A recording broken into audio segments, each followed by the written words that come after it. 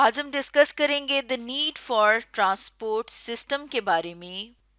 तो अगर हम अपने टाइटल में वर्ड ट्रांसपोर्ट की बात करें तो ट्रांसपोर्ट करने को कहा जाता है एक जगह से दूसरी जगह पहुंचाने को, और सिस्टम यानी कि एक ख़ास निज़ाम जिसके ज़रिए से मुख्तलिफ़ चीज़ों को एक जगह से दूसरी जगह पहुंचाया जाता है।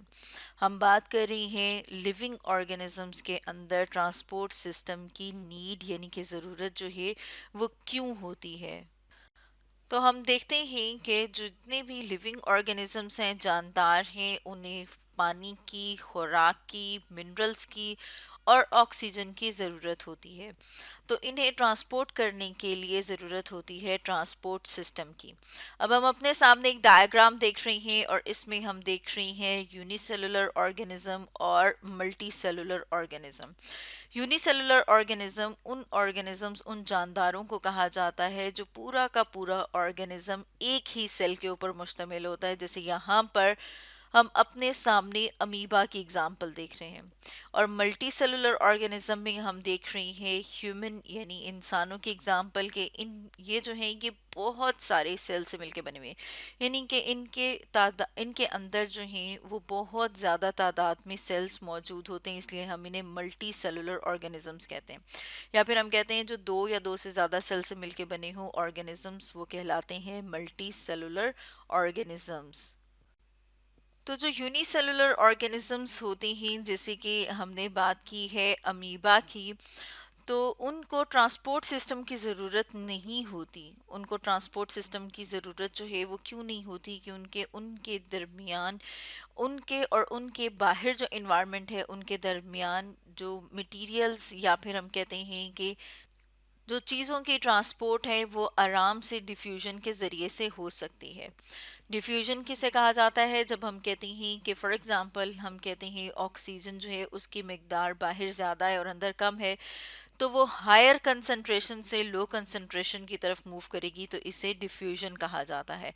तो यूनिसेलुलर ऑर्गेनिजम्स में जो मटेरियल्स हैं वो इस तरह से ट्रांसपोर्ट हो जाते हैं। लेकिन जब हम मल्टी सेलुलर ऑर्गेनिज्म की बात करें, जैसे कि यहाँ पर भी हम देख रहे हैं ह्यूमन, हम देखते हैं कि इनके जो सेल्स हैं वो एक्सटर्नल इन्वायरमेंट के साथ उस तरह से इंटरेक्ट नहीं कर सकते। तो यहाँ पर हम देख रहे हैं बाहर स्किन मौजूद है, उसके अंदर डिफरेंट सेल्स मौजूद हैं, उसके अंदर ब्लड, हमारी बॉडी के अंदर ब्लड कैपलरीज होती हैं, ख़ास किस्म की ब्लड वेसल्स मौजूद होती हैं जिनके अंदर ब्लड मौजूद होता है।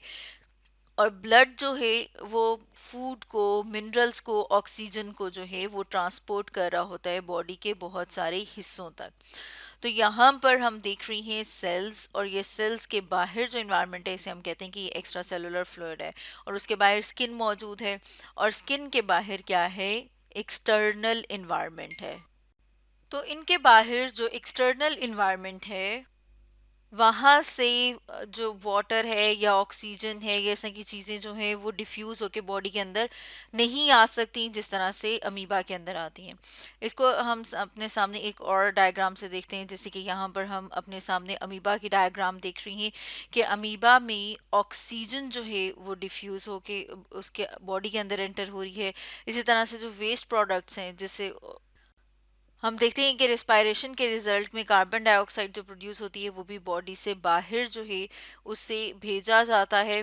तो वो भी क्या है? वो भी वेस्ट प्रोडक्ट है, तो वो भी क्या हो रही है? उसकी भी डिफ्यूजन हो रही है। तो हम देख रहे हैं कि इन चीज़ों का बहुत ही शॉर्ट डिस्टेंस होता है। कितना डिस्टेंस है? क्योंकि यहाँ से इसने अगर इस ऑर्गेनेली के पास जाना है, ऑर्गेनेली कहा जाता है सेल के अंदर मौजूद जो सब सेलुलर स्ट्रक्चर्स होते हैं उनको, तो हम देखते हैं कि इनके इनके पास जो डिस्टेंस है वो कितना है? वो मैक्सिमम 0.01 मिलीमीटर है। यानी इन्हें किसी ख़ास ट्रांसपोर्ट सिस्टम की ज़रूरत नहीं है चीज़ों को ट्रांसपोर्ट करने के लिए। इसी तरह से वाटर भी हम देख रहे हैं इन आउट ऑस्मोसिस के ज़रिए से हो सकता है। फूड न्यूट्रिएंट्स जो हैं वो भी किस तरह से जा सकते हैं? वो भी डिफ्यूजन के ज़रिए से जा सकते हैं। लेकिन जब हम मल्टी सेलुलर ऑर्गेनिजम्स की बात करते हैं, जैसे यहाँ पर हम अपने सामने जो है वो डायग्राम भी ले आए हैं, और हम देख रहे हैं मल्टी सेलुलर लिविंग ऑर्गेनिजम्स में प्लांट्स भी आते हैं और एनिमल्स, और हम खुद यानी कि ह्यूमन इंसान जो हैं वो भी आते हैं।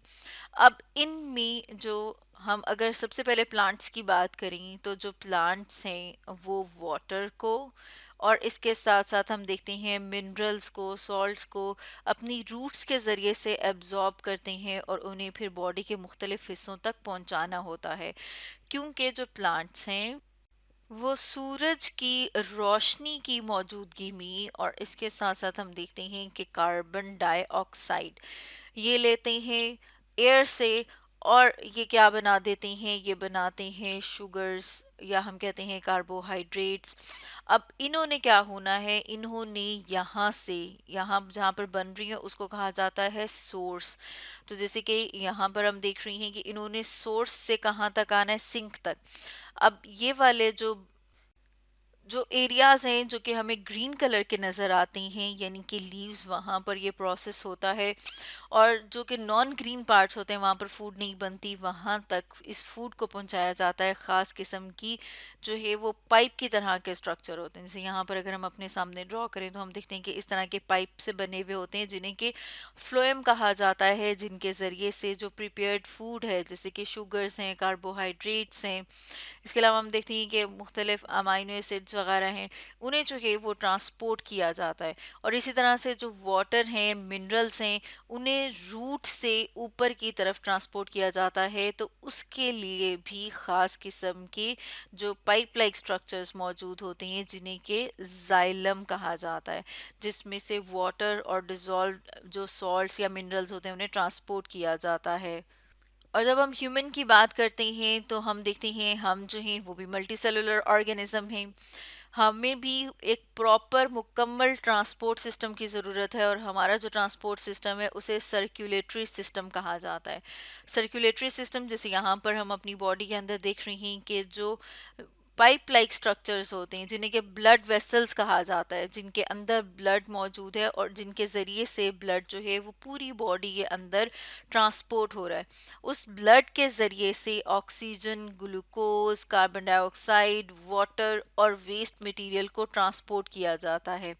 यानी कि ऑक्सीजन, ग्लूकोज, वाटर ये पहुंचाए जाते हैं जहां पर इनकी ज़रूरत है और बॉडी से जो वेस्ट है मुख्तलिफ सेल से उन्हें भी इकट्ठा करके बॉडी के उन ऑर्गन्स तक लाया जाता है। जैसे हमें पता है कि यहाँ पर एक ख़ास किस्म के ऑर्गन्स मौजूद होते हैं जिन्हें किडनी कहा जाता है, जो कि फर्दर वेस्ट मटेरियल को हमारी बॉडी से बाहर निकालते हैं पानी के साथ यूरिन की फॉर्म में, यानी कि पेशाब की फॉर्म में जो है वो वेस्ट और एक्स्ट्रा वाटर हमारी बॉडी से बाहर निकाल दिया जाता है। तो हम देख रहे हैं कि हमारी बॉडी को भी प्रॉपर एक ट्रांसपोर्ट सिस्टम की ज़रूरत है। तो जो ट्रांसपोर्ट सिस्टम है उसमें क्या क्या होना चाहिए, तो जो ट्रांसपोर्ट सिस्टम है वो रॉ मटेरियल्स को अपनी इन्वायरमेंट से लेके बॉडी के ऑर्गन्स तक पहुंचा सकता हो जहां पर उसकी ज़रूरत है। जैसे कि हमने प्लांट्स में देखा था कि रूट्स से जो है वो वाटर ऊपर तक पहुंचाया जाता है और लीव्स जो हैं उनसे फूड वापस रूट्स तक पहुंचाई जा रही है। और इसी तरह से अगर हम ह्यूमन में देखें तो हम देखते हैं कि ऑक्सीजन जो है वो हम आउटर इन्वायरमेंट से यानी एयर से इनहेल करके अपनी बॉडी के अंदर लेके जाते हैं, वहाँ से जाती है हमारे लंग्स में और लंग्स से उसे ब्लड में भेजा जाता है और ये जो ट्रांसपोर्ट सिस्टम है, जो सर्कुलेटरी सिस्टम है, फिर वो ऑक्सीजन को बॉडी के हर सेल तक पहुंचाता है जहाँ पर उसकी रिक्वायरमेंट है, जहाँ पर उसकी ज़रूरत है वहाँ तक उसे पहुंचाया जाता है। एक और अगर हम बात करें ट्रांसपोर्ट सिस्टम की तो हम देखते हैं कि ट्रांसपोर्ट सिस्टम जो है वो मेटाबोलाइट्स को ट्रांसपोर्ट कर सकता हो। और अगर मेटाबोलाइट्स की बात की जाए कि क्या होते हैं तो हम देखते हैं कि जो मेटाबॉलिज्म के रिजल्ट में जो चीज़ें बनती हैं, मेटाबॉलिक रिएक्शन के रिजल्ट में, उन्हें हम मेटाबोलाइट्स कहते हैं। जैसे कि अगर हम ग्लूकोज की बात करें तो वो क्या है, ये एक मेटाबोलाइट है जो मेटाबॉलिक रिएक्शन के रिजल्ट में होता है। जैसे कि अगर हम खाना खाते हैं और फिर उस खाने का जो है वो ब्रेक डाउन होता है और ब्रेक डाउन होने से हमें ग्लूकोज मिलता है और ग्लूकोज जो है वो ब्लड के ज़रिए से और ब्लड में शामिल हो जाएगा और ब्लड जो है वो फिर आगे सर्कुलेटरी सिस्टम जो है उसके अंदर मौजूद है, या फिर हम कह सकते हैं कि जो सर्कुलेटरी सिस्टम है उसके अंदर ब्लड, ब्लड वेसल्स और हार्ट जो हैं ये शामिल होते हैं। तो हम देखते हैं कि ब्लड वेसल्स के अंदर से ब्लड जो है वो पास होता है और पास होके उसे फिर बॉडी के हर हिस्से तक पहुंचाया जाता है, ताकि उसके ज़रिए से ये सारी की सारी चीज़ें बॉडी के मुख्तलिफ ऑर्गन्स तक, मुख्तलिफ हिस्सों तक पहुंचाई जा सकें। तो इसलिए हम कहते हैं कि जो मल्टी सेलुलर ऑर्गेनिजम्स हैं उनमें ट्रांसपोर्ट सिस्टम की ज़रूरत होती है। तो स्टूडेंट्स, आज हमने डिस्कस किया the need for transport system के बारे में।